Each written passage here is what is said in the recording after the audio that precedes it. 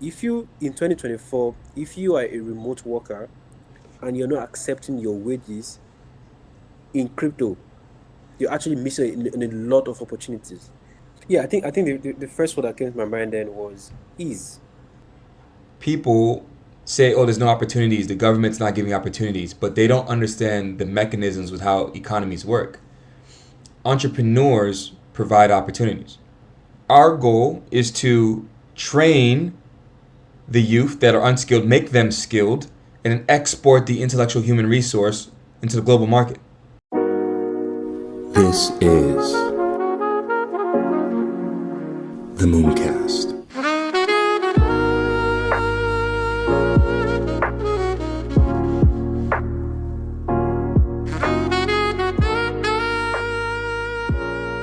See you, Space Cowboy.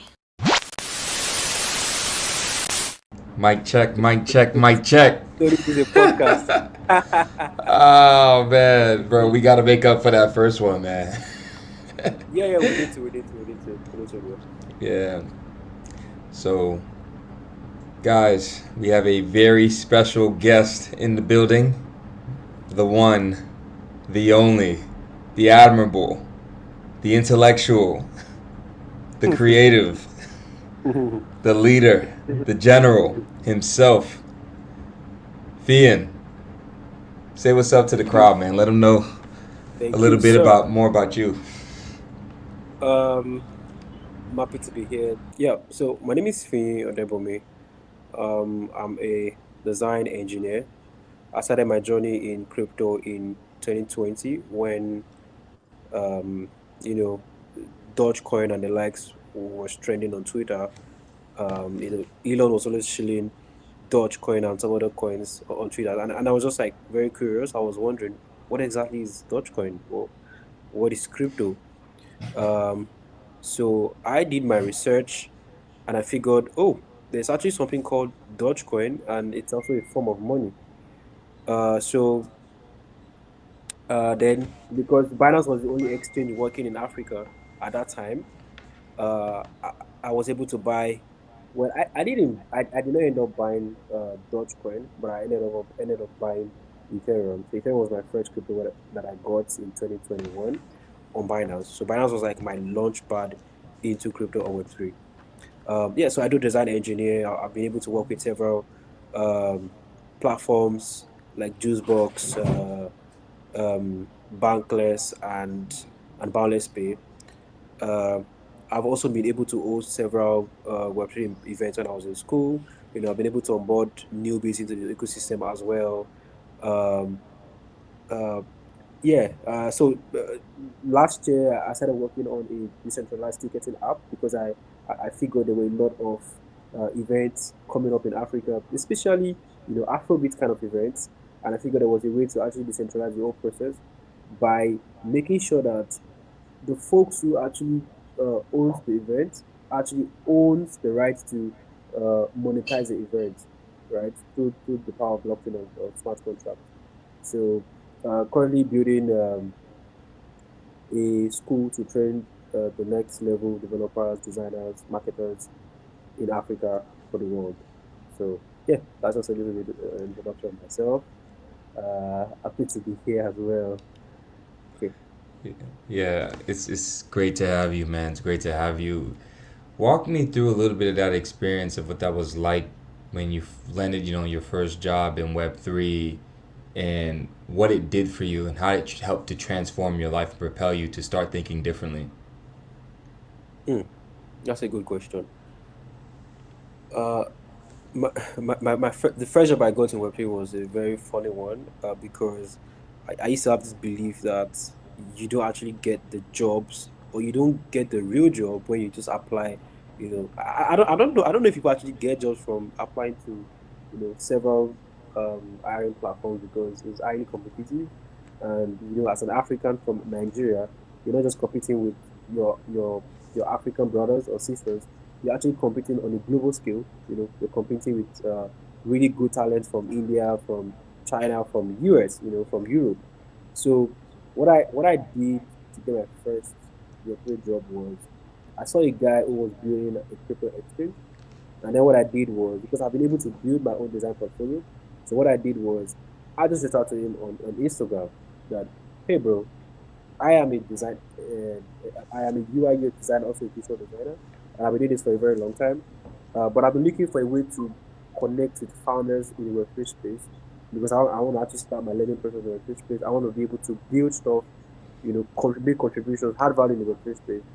And he was like, good, sounds good. Give me your number. So I gave him my WhatsApp number. I actually left his message on red because I was like, is this gonna be possible?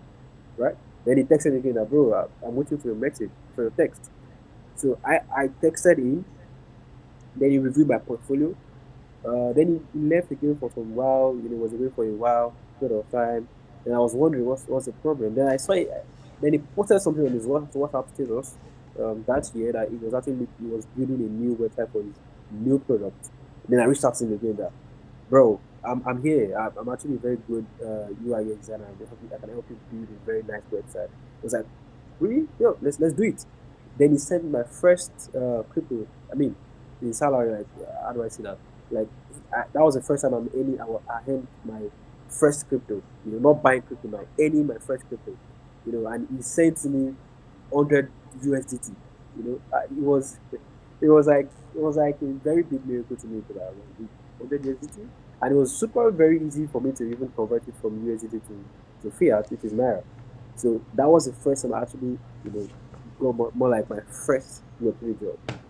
It was more like a freelancing job, but that was my very first Web3 job. Yeah, it's a really great story, especially for people listening to hear this to see how you were able to build that skill set over the course of years and transition into Web3. And you were very diligent in going ahead and being very perspicacious enough to be able to, and also as well assertive enough to want to reach out to him via DMs. I think a lot of people have issues or a little bit can't get out of their comfort zone. I think that's one of the things that we plan to solve too as well is for those people who maybe are a little bit introverted and maybe don't have the communication skills or the assertiveness to understand that you have to kind of go and try, to be able to try to get these jobs. That's what we end up trying to do at Helicode is try to facilitate that and be that bridge between the skilled talent and, the Web3 company or the Web3 startup that, is trying to add value, right, to the space. And it ultimately helps up the Web3 space anyways as a whole. And yeah, man, it's really, really encouraging to hear this story, man. And talk to me a little Thanks, bit brother. about, yeah, man, talk to me a little bit about what it did for how your perception of receiving and sending payments. Like, what did it do? Like, when you first got that first USDT, what did that do to you psychologically?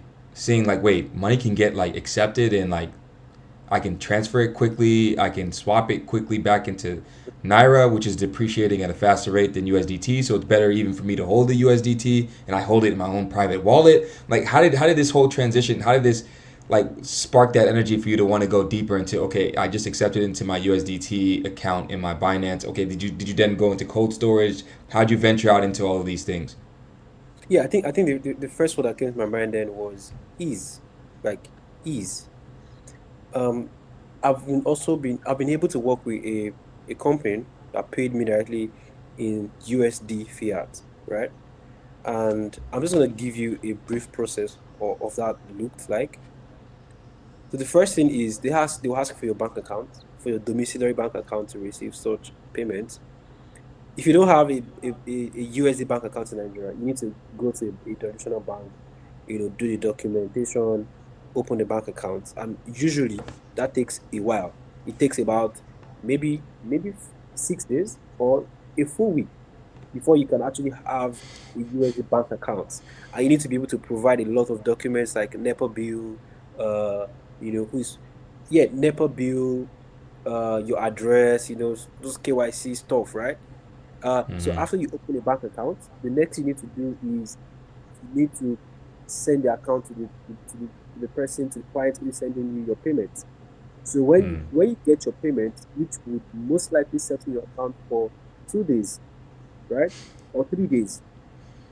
Now you need to go back to the bank and say, okay, I want to receive, I want to cash out my dollars. So they will ask you, do you want to cash it out in Naira or in USD?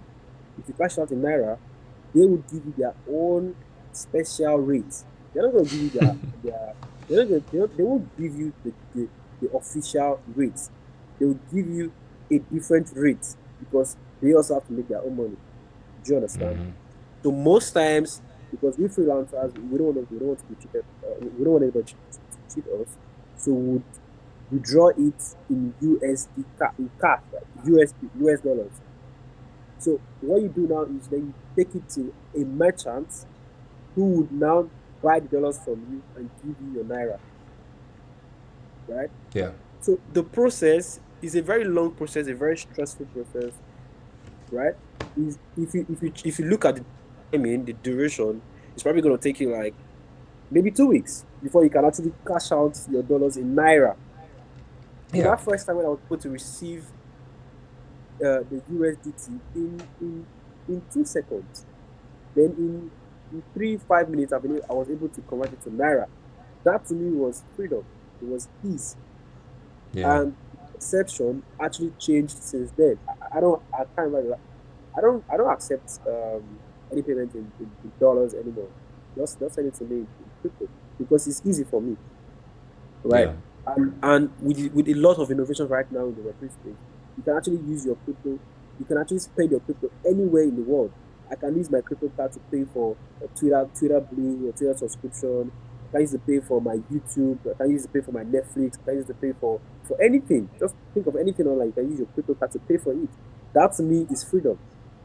Yeah. Then the other thing you can also do with your crypto card is you can actually use your physical crypto card, Visa card. You can use it to pay for anything, anywhere. You can use it to pay for the coffee, chocolate, anything, burger, anywhere, any country you find yourself. You can actually spend your crypto card. And that to me is ease, bro. It's freedom. Imagine 10xing your earnings capacity to 100K per year while working remotely at the comfort of your own home. We are in the exponential growth phase of technological advancements. That means AI, AR, VR, robotics, and of course, Web3 technologies taking over the job market. At Helicode Academy, we train students on Web3 hard skills and link them to employment in the job market. Find out more at helicode.xyz. And as always, see you, Space Cowboy.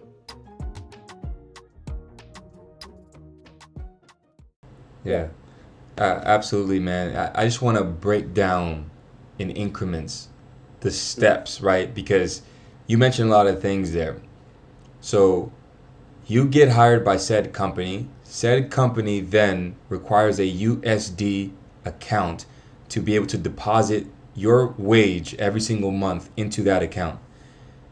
What happens if you are trying to go to a bank, but you don't live very close to a bank, right? Mm-hmm.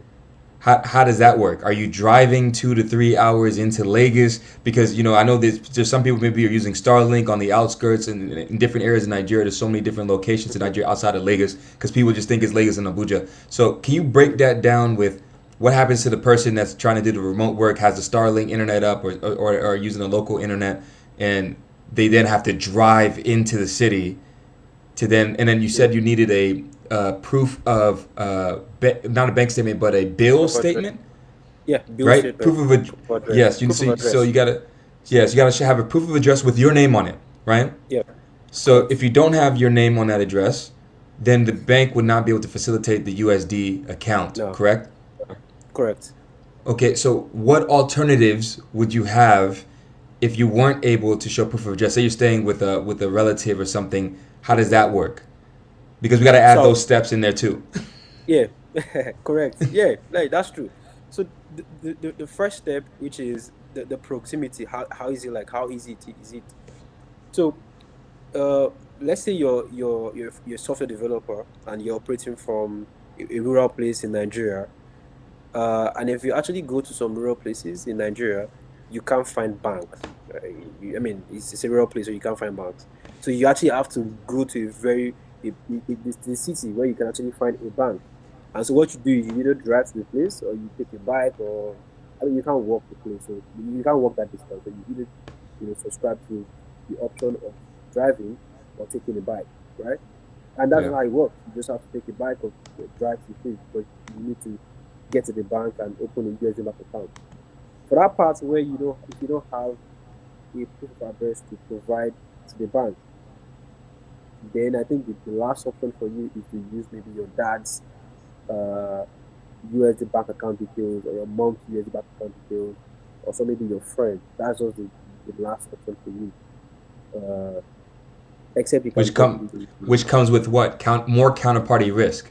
Yeah. yeah, yeah. I mean, maybe your employer might not even be able to, might not even subscribe to that idea of, oh, let me pay you through your dad's or your mom's account details. No, they would want to pay you directly, just to be saved from maybe confusion or anything in the future.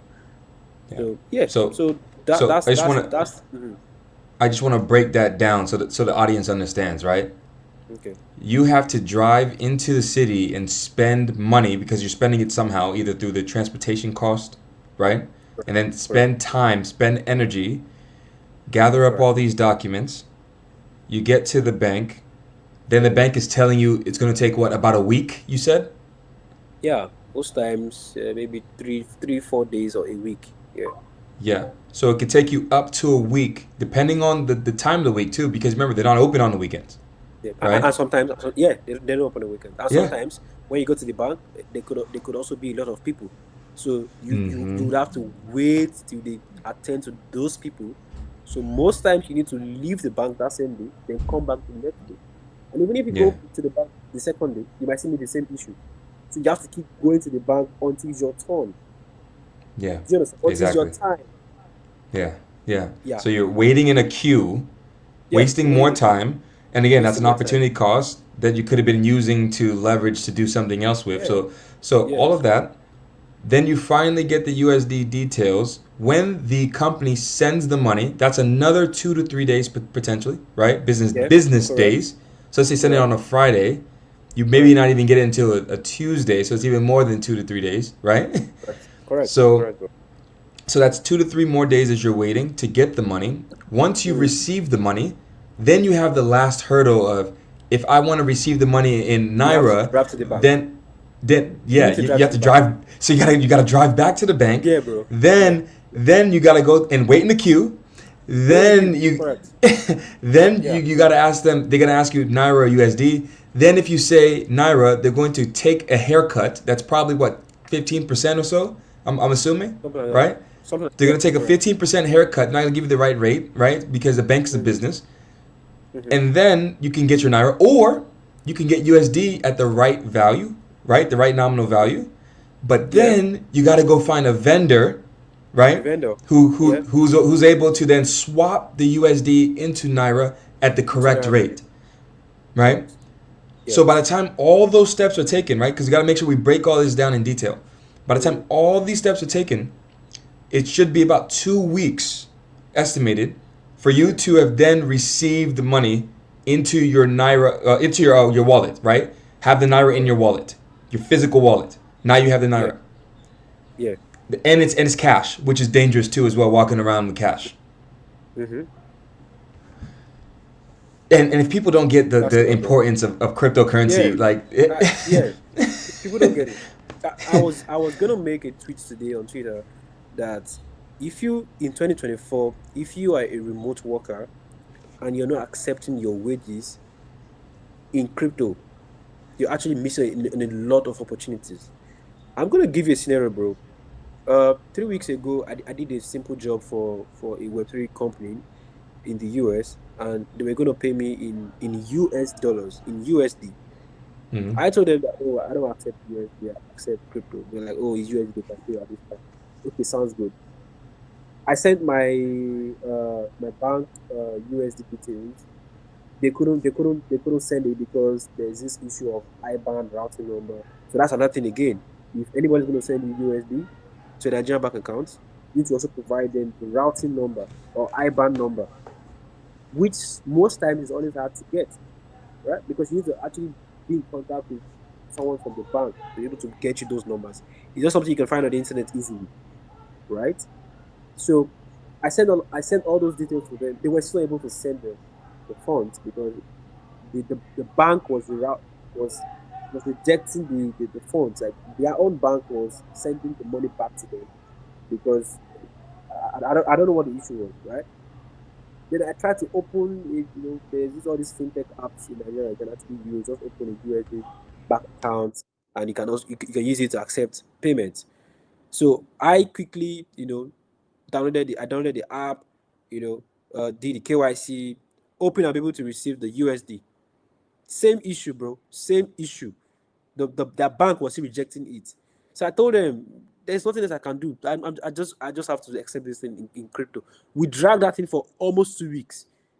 Oh, there was also the holiday as well. They had to wait, for the holiday season, go back again, try again, try to transfer again. Then we were like, okay, crypto was our last option, right?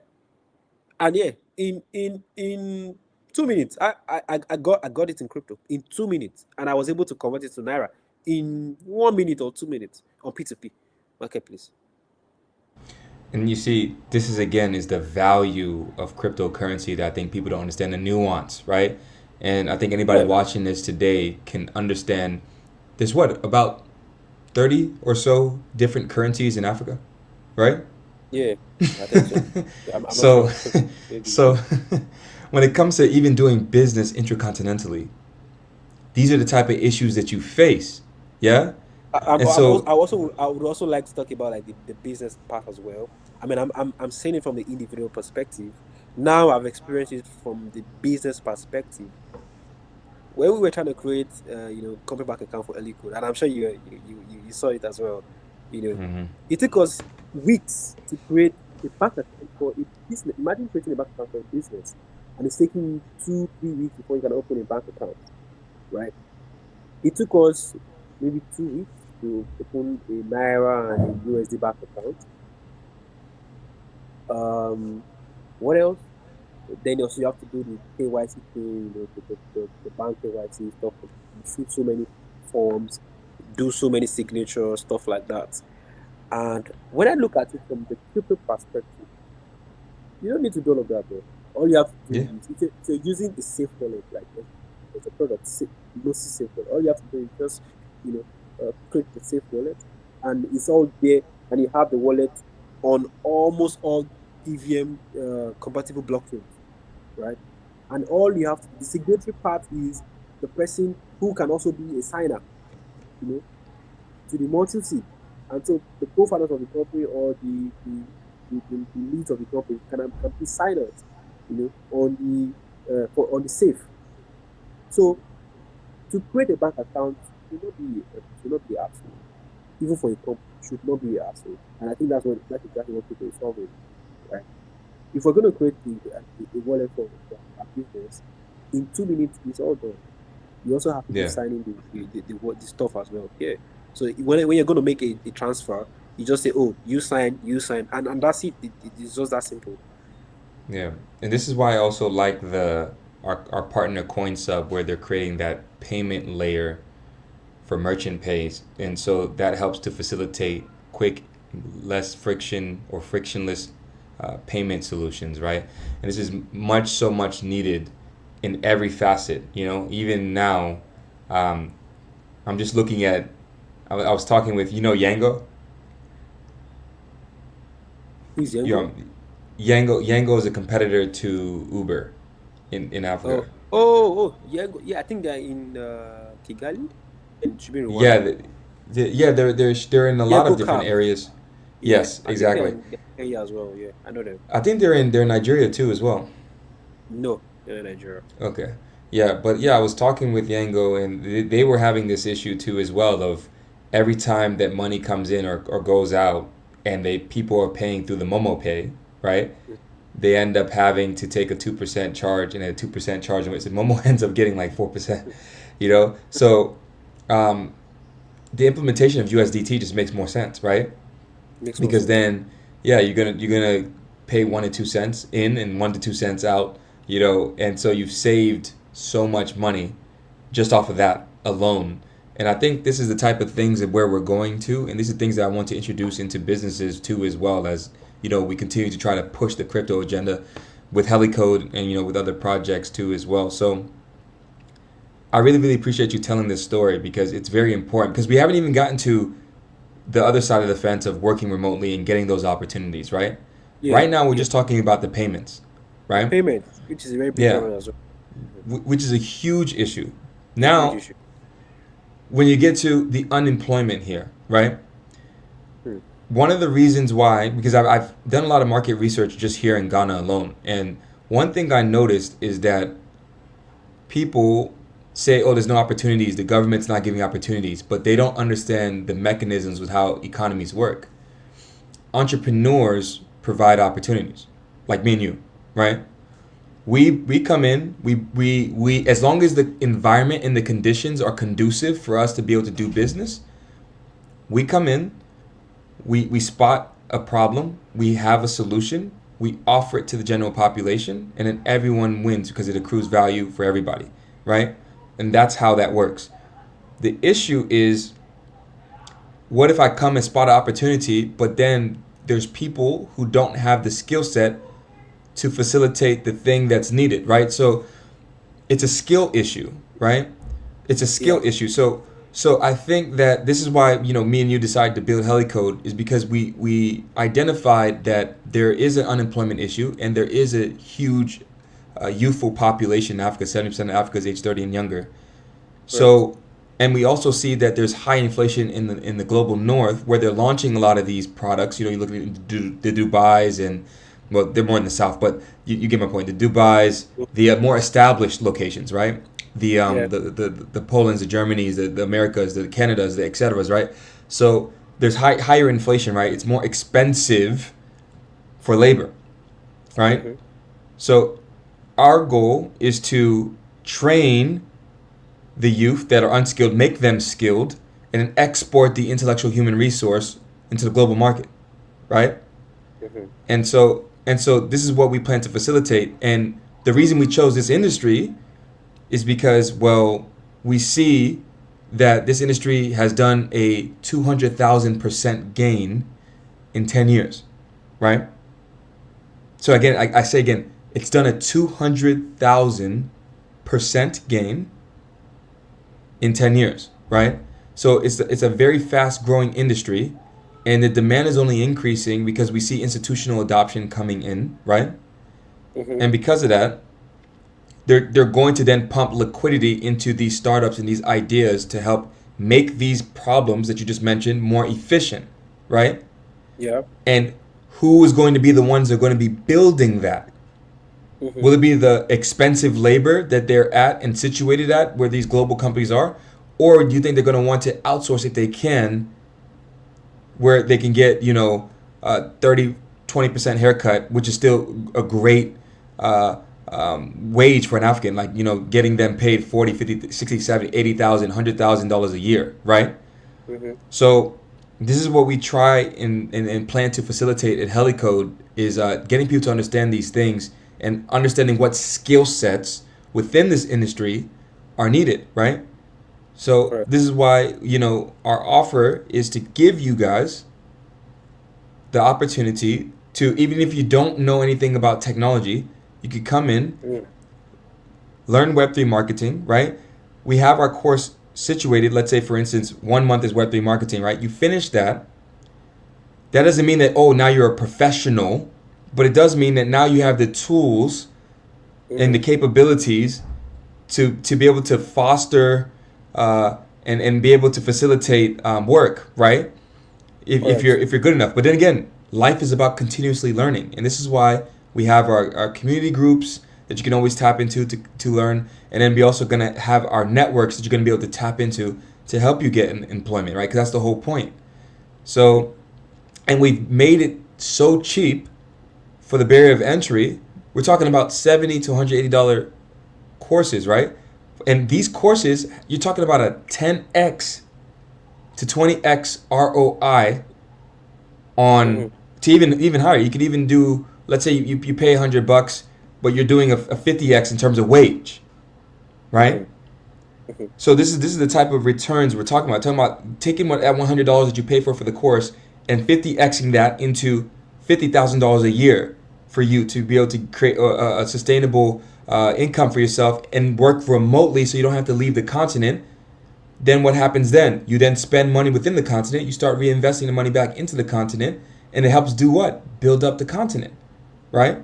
Yeah, So yeah, these are the things that we think about, and then also you have that flexibility of, oh, I don't even have to leave my house. I can just download a wallet and accept crypto, and I can swap it using a software into, or using a P2P into my local currency, right? So these are the nuances that we talk about at Helicode, and this is why we built the product that we built. So I just want to break those things down so people can understand them. And yeah, do you have anything to add to that? yeah. I mean, what you've said so far is really legit. As an African who has been building and learning in this space for 4 years, I've seen a lot of things. I've experienced a lot of things, and I believe, as Africans, I just believe that as Africans, freedom is what we should be fighting for, you know, and I just believe that crypto itself is going to make us free.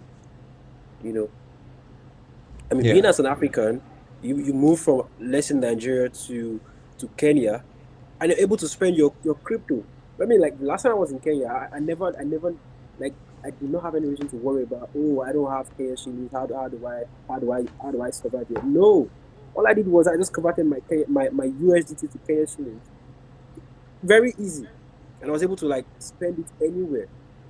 But what I want to talk about is, I believe that as Africans, we are highly talented. We have the motivation, we have the drive, we have the commitment, we have the skills. But there's something here we need to also start looking into and change, which is, what exactly are we exposing ourselves to? What are we paying attention to? And I think when we start paying attention to what can actually change the future of Africans, like Web3, like blockchains, like becoming a really good cybersecurity expert, becoming a blockchain engineer, becoming a very good product designer. I believe with such talent, we can be able to build that Africa where we all have access to true freedom. And why do you have to spend 5 years in an institution, a traditional institution, learning something I would never ever use in my life? I'm speaking from experience. I personally studied a course for maybe 7 years. I've never had any reason to use my certificates, or use what I was taught in school. And I did spend a lot of money on that as well, because I need to pay the school as well. So I think that, if you're able to find a platform like Helicode, you know to make your learning process easy, you have access to mentorship, because there's some issues we've also not talked about, which is learning itself. It can also be an issue. Self-taught. When I was starting out as a designer, I was just watching random YouTube videos. I was confused at some point. I was like, oh, I thought I already learned this. Why am I still watching this again? They were not streamlined. And what we're actually doing at Helicode is we're providing something for you that is just easy for you. You can move from step 1 to step 5 easily. It's all streamlined. It's all there. There's mentorship. Because in your learning process, you get to that space, you get to that stage where you just have so many questions to ask. Oh, how do I transition from being, a front engineer to becoming a smart contract engineer? You just have to ask this question, right? So I just want to like add that as well, that I believe as Africans are very talented. We have the right motivation. Uh, we just need that platform to launch us to that stage where we are able to make great return. That's why we're actually doing Helicode. Because at Helicode, if you want to become a blockchain developer, you want to become a data analyst, or you want to become a cybersecurity engineer, or you want to become a UI designer, or you're looking forward to also building your own product, right? Because it doesn't just end at, oh, I want to become a blockchain developer, I want to be able to write codes. No, you can also build your unicorns, right? Right, Yeah. Mumbo, do you agree? Yeah, absolutely. Yeah, you can Absolutely. also That build a billion-dollar company. yeah. Picture this. You're an inspiring computer science major. You have the 4-year degree program finished. You get out start looking for work within the job market, and then you realize that there's no jobs. What you end up doing is you become an Uber driver because you realize that that piece of paper that you were chasing was actually worthless. The reality is, most institutions are behind. Helicode solves this problem by teaching you on-demand Web3 tech skills in a short duration of time and links you to employment with our job placement services. And the best part is, you can work remotely. Find out more at helicode.xyz. And as always, see you, Space Cowboy.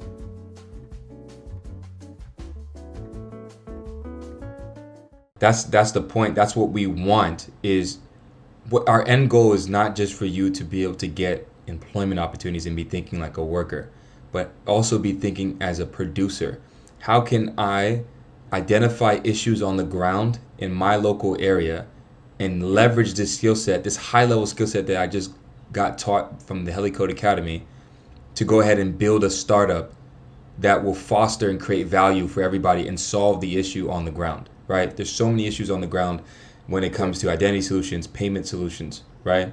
Those two come to mind. There's so much that can be solved with blockchain. Voting, right? I don't know if you saw, but Donald Trump is considering facilitating the blockchain to vote finally. On-chain governance? On-chain voting, yes. Oh. So yeah. So yeah, it's super huge. So I just saw this recently now, and he's teamed up with Hedera, Oh, wow. Hashgraph, I think. No, Hedera for sure. I'm not sure about Hashgraph, but Hedera for sure, and Cardano, right?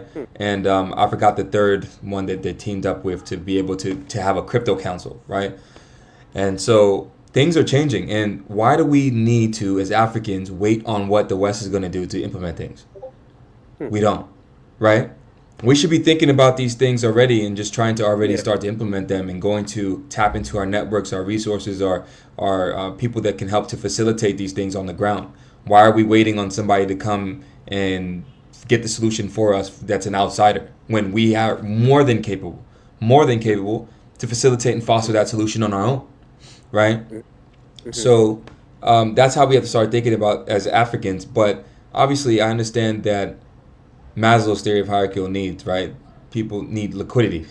So this is why we're fostering the job opportunities, because I understand you need liquidity. You need a little bit of financial freedom.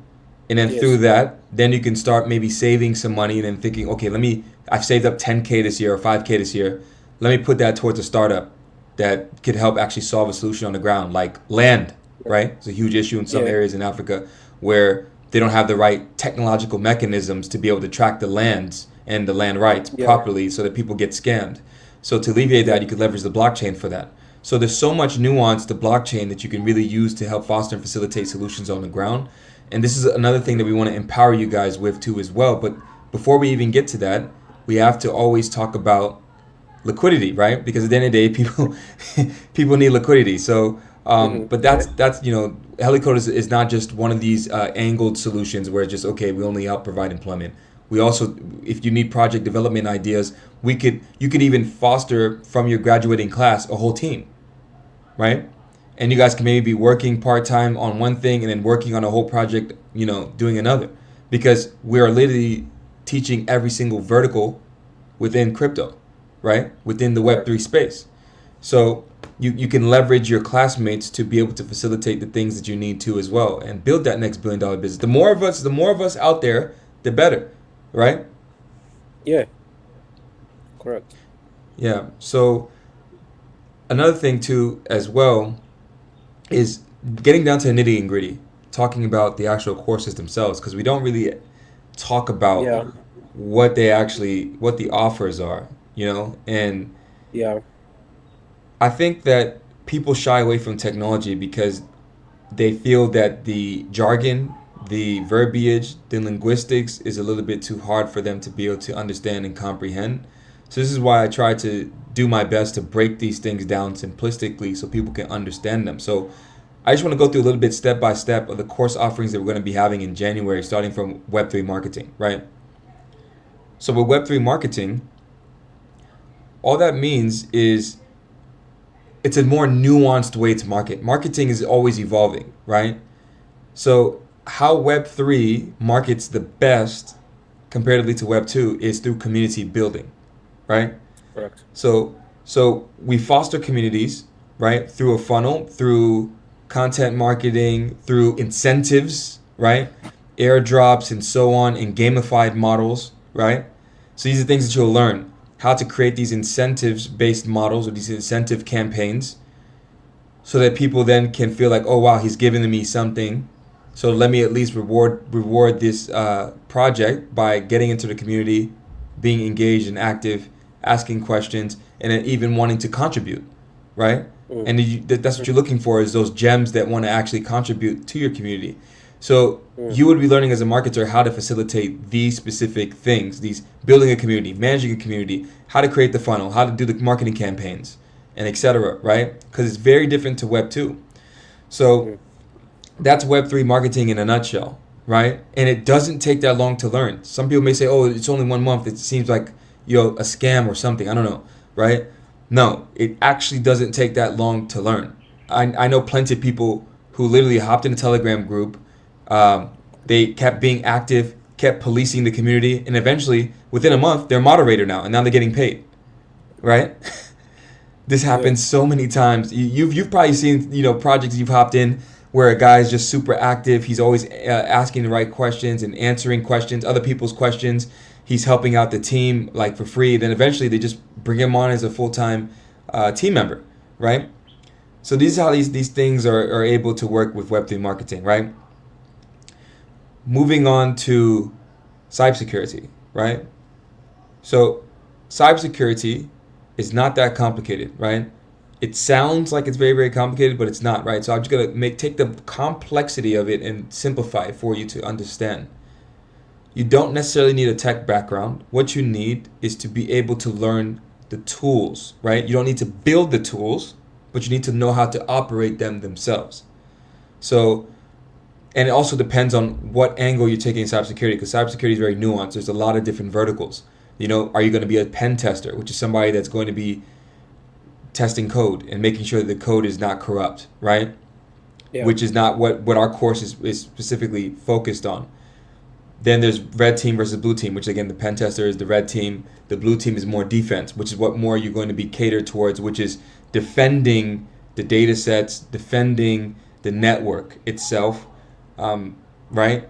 And you do that through tools. There's these SIEM tools and etc., which you're going to learn about. And also, there's even areas within cybersecurity that don't even require you to even know any tools, which is understanding the NIST frameworks, right?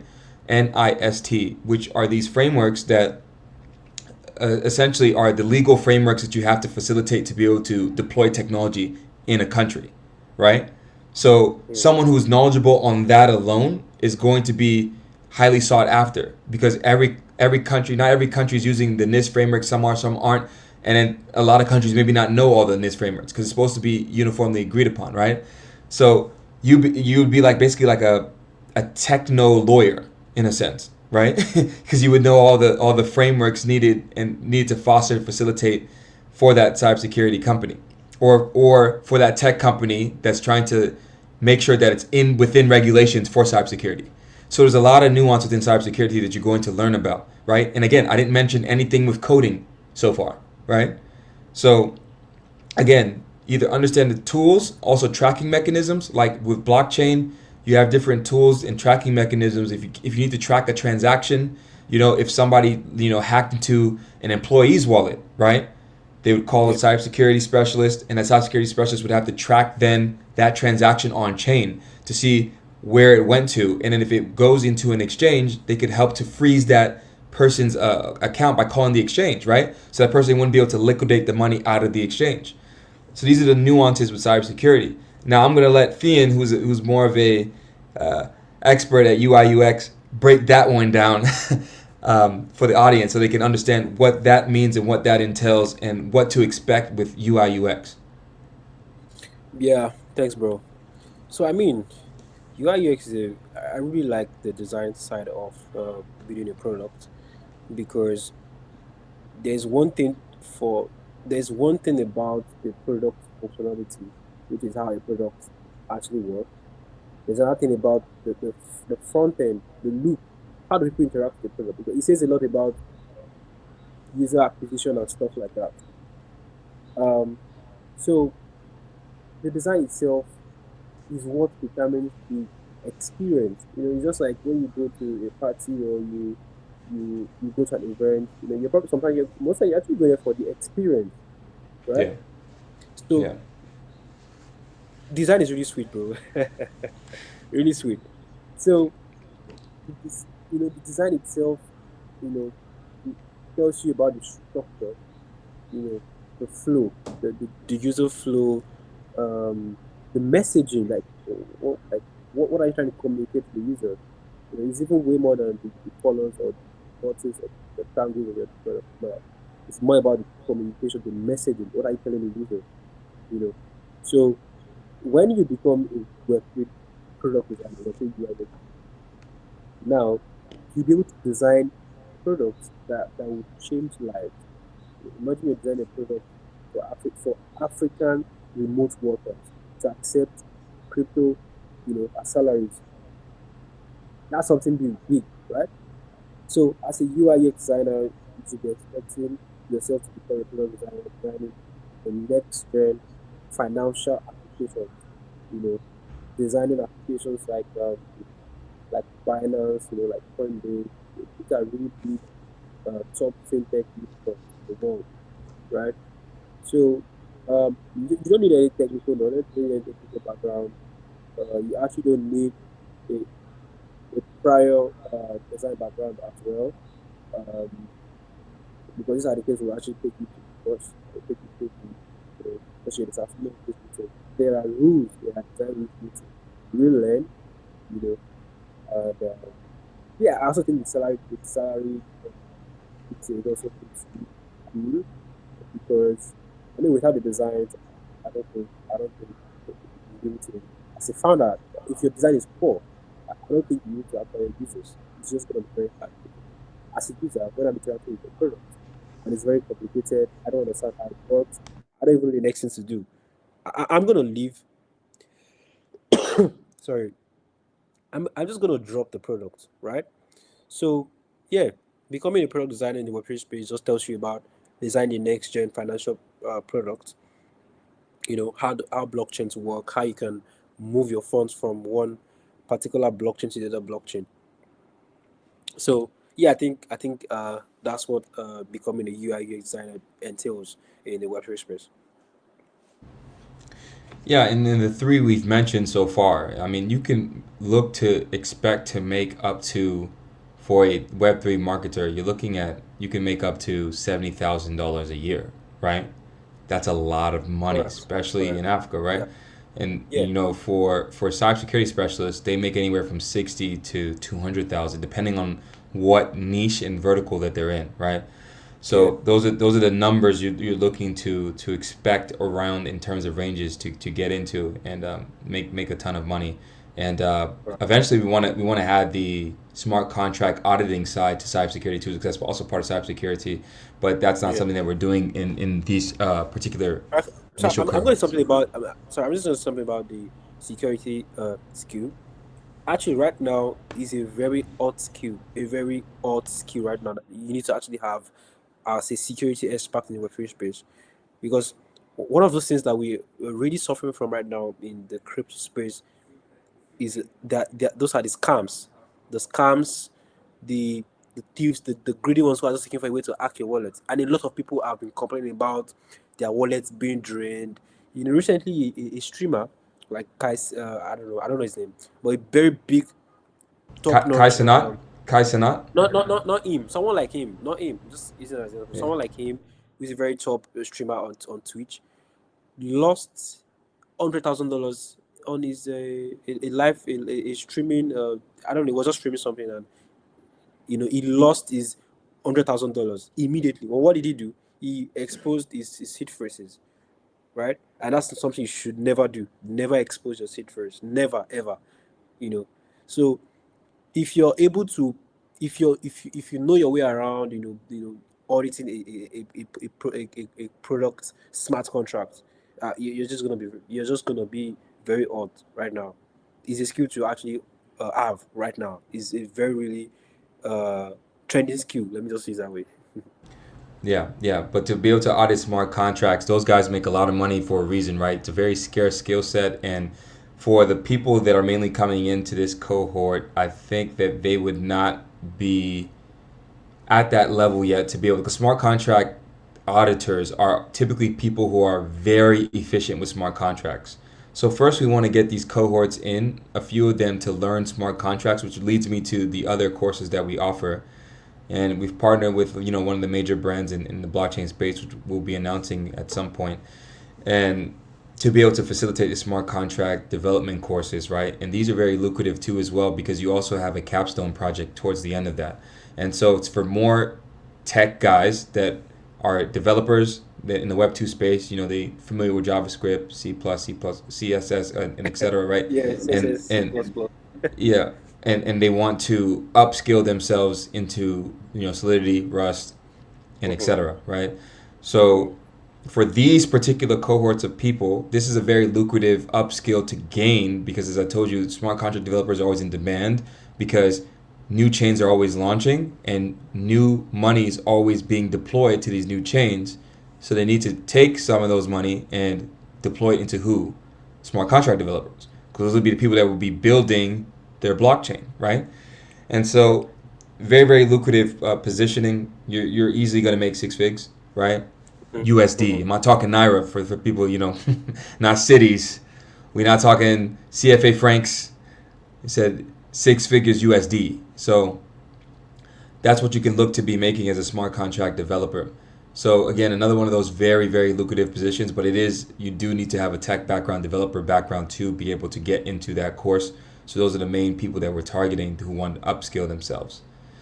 Now, the other course that we're also going to be releasing is the technical writer course, right? Yeah. So that one is, again, you don't need necessarily a tech background to get into that one.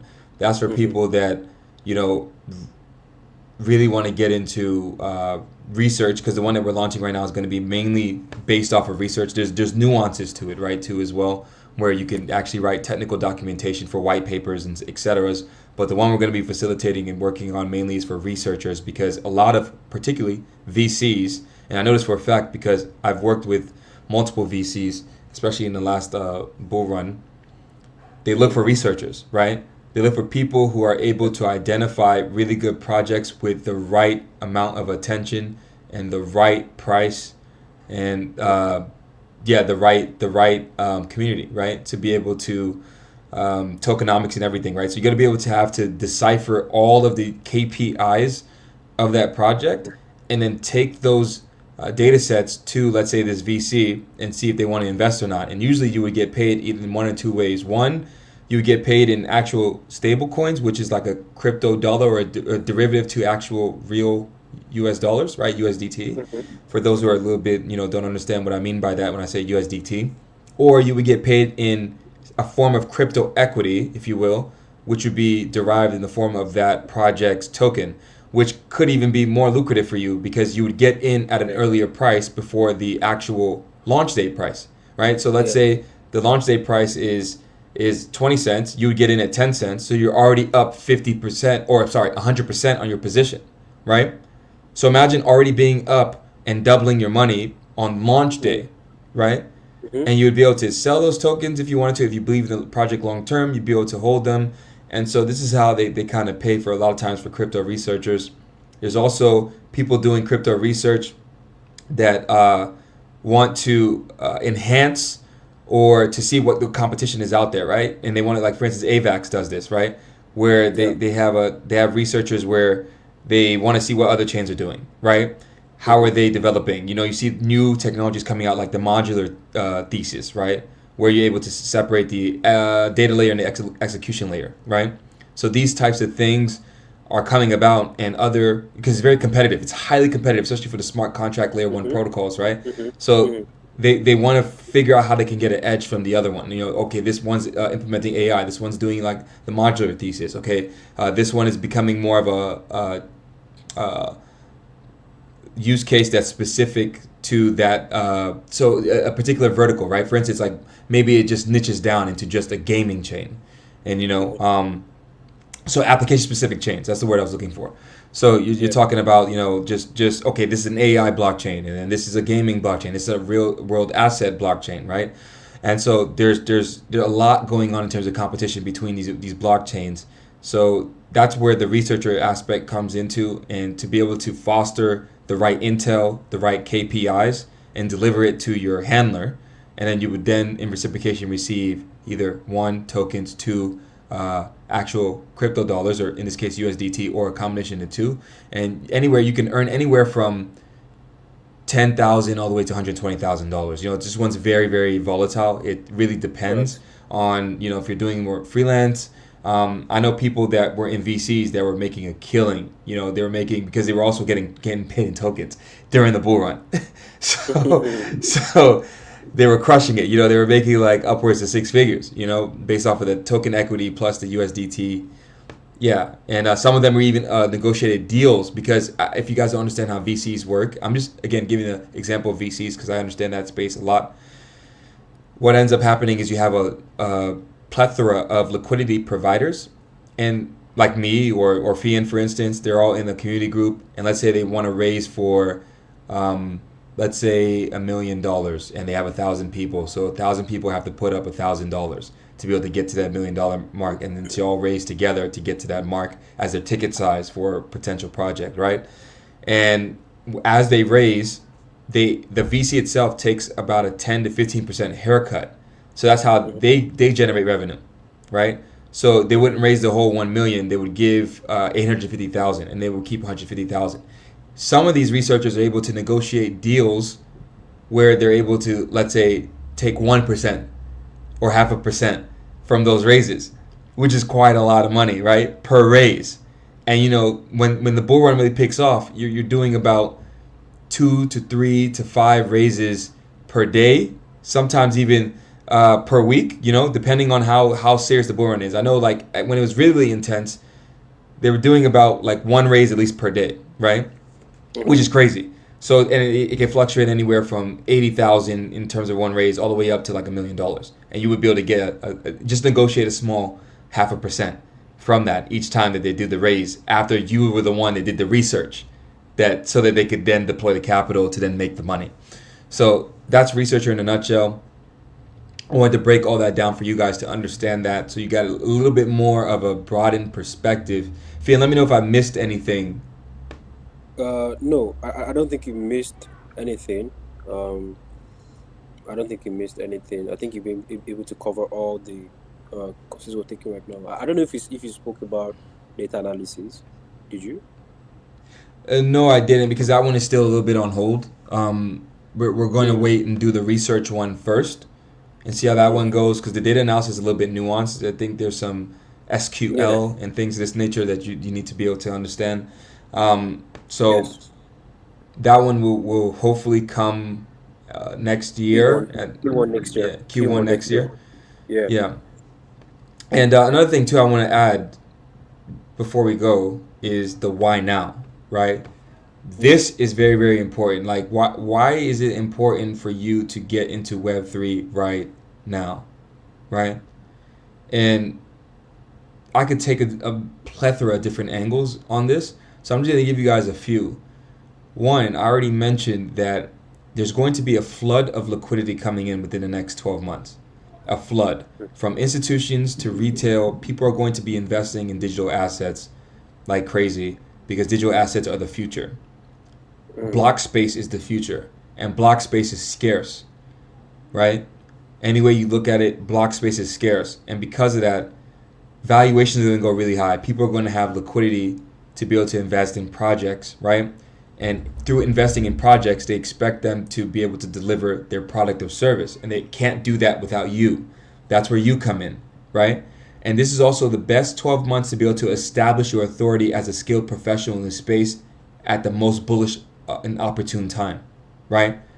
We've had 2 years of bear market in the space, and now we're moving into a bullish cycle for the next 12 months. And we've been in a bullish cycle actually for the past 3 years, but this is going to be the most extreme bullish for this next 12 months. So this is the why now, right? This is the time where the liquidity is going to be at its largest, which gives you a higher possibility to get more opportunity, and a higher opportunity to be able to establish authority of who you are and your skill set that you have and what you have to offer to the marketplace. So there's no better time to do it than right now. On top of that, we are in the exponential growth phase of technological advancements. So this is the wave. You don't want to miss this wave. These skill sets is what's going to make the next six figures, the next millionaires, right? It's going to be in people that are building in this space, people who have the skill sets in this space, people who are contributing to this space, not just in Web3, but also AI, robotics, augmented reality, virtual reality, and so on, right? We are in the exponential growth phase of the tech boom. So this is the why now. If you're not in any of these industries, specifically in Web3, you're going to miss this wave.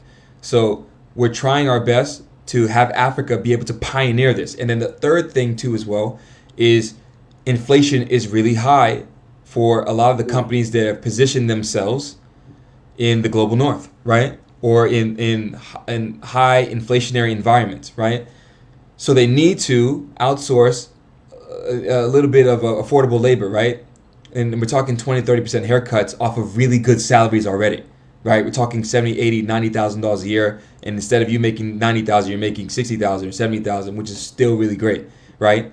So we're able to cut the Web3 companies' labor costs by 20-30% or so. You're able to get a job. You're also able to then work remotely. You're able to free up your time. You're able to also be not a slave to the banking system, as Fian described previously of how it is. So these are all the reasons why the why now and why it's so important for you to get into this space right now. Like, so if you miss this wave, we've fostered one of the greatest opportunities for you to be able to catch it and pioneer the intellectual human resource for the next layer of the internet. We want that to be Africa, right? So yeah, that's pretty much it. That's all I got to say, and that's the why now. So Fian, let me know if I missed anything, but I hope I was able to articulate that No, in a way no, that people can I think understand. you're able to. Yeah, I think you're able to articulate that clearly. Um, yeah, which is really good. So, I mean, just like you said, there will be a lot of the influx of liquidity, right? And how you can put, and the easiest way for you to position yourself for such opportunities is if you build a really good skill right now. And that's exactly what we want to help you to do to help you achieve, which is build a skill, then get yourself ready for the job market, secure a job in a very highly competitive in a global Web3 company, and get paid around $60,000 in crypto every year. You're not going to miss out on any other opportunity that's going to come out from the space next year. So yeah, I'm also grinding myself. I'm ready to lock in. Learn the skills. Get the jobs, get the gigs. Earn as much as possible. Also put it back in some crypto. Earn more again. So yeah, you just have to do right now. I think we'll leave it off there, man. I appreciate this, Fian, for this breakdown. And, guys, you can find us at helicode.xyz. It's not hard to find us. Again, that's helicode.xyz. Very, very easy to find us. And you know where to find Fian. He's also on LinkedIn. I'm also on LinkedIn, so you can find us easily there. We'll leave links down below the show notes for you guys to be able to easily navigate through that and be able to contact us if you have any questions. But I'm pretty sure we kind of covered everything that we need to cover through this podcast. And Fian, do you have anything before we go? No, all good. Yeah. Let's keep building. So let's keep building, man. Let's keep building. So Yeah. this concludes this episode of the Mooncast, man, and peace.